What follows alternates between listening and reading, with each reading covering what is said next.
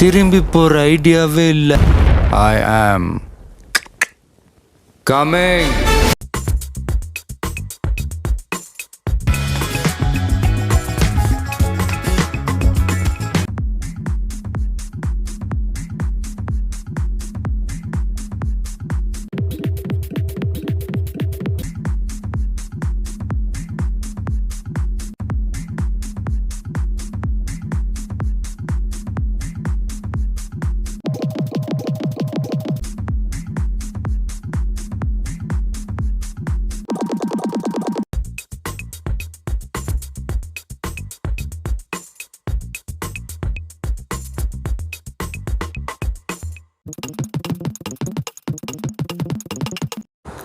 தமிழ்நாட்டில் திமுகவும் இல்லாத அதிமுகவும் இல்லாத புதுசாக ஒரு கவர்மெண்ட் வேணும் அப்படின்னு சொல்லிட்டு மக்கள் ஆசைப்பட்டு தளபதி விஜய் அவர்களோட தமிழக வெற்றி கழகத்துக்கு ஓட்டு போட்டது எல்லாத்துக்குமே தெரியும்.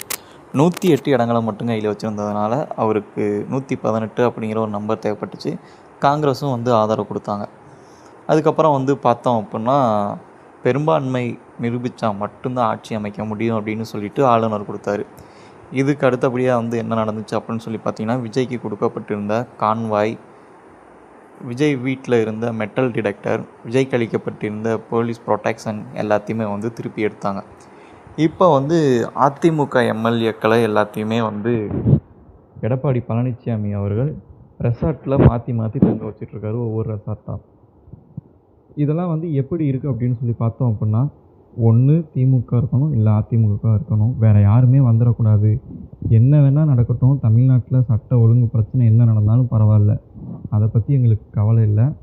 ஆனால் நாங்கள் யாரையுமே ஆட்சி அமைக்க விட மாட்டோம், நாங்கள் இல்லாமல் அப்படிங்கிற மாதிரி ஒரு விஷயத்த பண்ணிகிட்ருக்காங்க. இது தமிழகத்துக்கு எவ்வளோ பெரிய சிக்கல் விளைவிக்கும், எவ்வளோ பெரிய கேடு விளைவிக்கும் அப்படிங்கிறத முன்னாள் ஆட்சியாளர்களாக இருந்தாங்க, முன்னாள் முதலமைச்சராக இருந்தாங்க, அவங்களுக்கு தெரிஞ்சிருக்க வேணாமா? டிஎம்கே அப்படிங்கிறது ஆப்போசிட் பார்ட்டி அப்படிங்கிறது கன்ஃபார்ம் ஆகிடுச்சு. ஏடிஎம்கே அப்படிங்கிறது 3வது இடத்துக்கு போயிடுச்சு.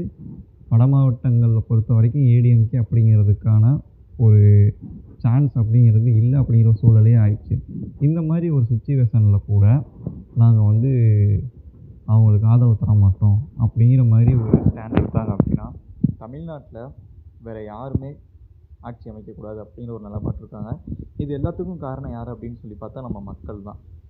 234 தொகுதியிலையும் போட்டி போட்டார். இந்த மாதிரி நேரத்துலையாச்சும் கம்யூனிட்டி ஓட்டு அப்படி இப்படின்னு சொல்லிட்டு பார்க்காம ஒரு தடவை கரெக்டாக நீங்கள் ஒரு 20 சீட்டு 30 சீட்டு கொடுத்துருந்தீங்க அப்படின்னா தமிழ்நாட்டில் சூப்பரான ஒரு கவர்மெண்ட் உட்காந்துருக்கும்.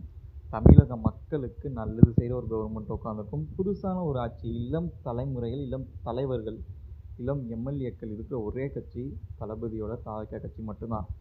தான்கிட்ட டிரைவராக ஒர்க் பண்ணவரோட பையனை எம்எல்ஏ ஆக்குனது ஒரே தலைவன் தளபதி விஜய் அவர்கள் மட்டும்தான். நினச்சி பாருங்கள், யாராச்சும் இந்த செயலை செஞ்சுருப்பாங்களா? தான்கிட்ட வேலை பார்க்குறேன், வேலைக்காரனாக மட்டும்தான் இருக்கணும் அப்படின்னு சொல்லிக்கிட்டு இருக்க மற்ற தலைவர்களுங்க யாருக்குமே தெரியாமல் ஒரு ஆட்டோ ஓட்டுநர் எம்எல்ஏ ஆக்கியிருக்காரு. நீங்களாம் மற்ற கட்சி பொறுப்பேற்கும் போது ஒரு டிஎம்கே கவுன்சிலர், அதிமுக கவுன்சிலர் கூட காரில் வரதான் பார்த்துருப்பீங்க. ஆனால் தலைமை அலுவலகத்துக்கும் ஜெயித்த எம்எல்ஏக்கள் விஜய் நேரில் சந்திக்கிறதுக்கும் நடந்து வந்ததை பார்த்துருக்கீங்களா? எம்எல்ஏவை ஜெயித்தவங்க ஒரு எம்எல்ஏ நடந்து வந்ததை பார்த்துருக்கீங்களா?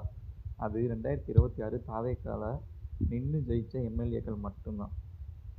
எப்படியா இருந்தாலும் தளபதி அவர்கள் ஆட்சி அமைச்சிருவார். அப்படி ஆட்சி அமைக்க முடியாத சூழ்நிலை வந்துச்சு அப்படின்னா 234 தொகுதிக்கும் கண்டிப்பாக ரீஎலெக்ஷன் வரணும். அப்படி வந்துச்சு அப்படின்னா இந்த தடவையாச்சும் குடும்பத்தில் 4 ஓட்டு இருந்தால் 2 ஓட்டு விஜய்க்கு போடுவோம், 3 ஓட்டு அதிமுக போடுவோம், 1 ஓட்டு திமுக போடுவோம் அப்படின்லாம் நினச்சிடாதீங்க. எல்லா ஓட்டுமே தளபதி விஜய் அவர்களுக்கே போட்டுருங்க. ஏன்னா உங்களுக்கே கண்கூடாக தெரியும், ஒரு நல்ல மனிதர் அவர். ஓகேவா? தமிழ்நாட்டுக்கு நல்லது செய்யணும்னு சொல்லிட்டு தான் வந்திருக்காரு. அவரை தோற்கடிச்சா நம்ம தோற்ற மாதிரி. நன்றி, வணக்கம்.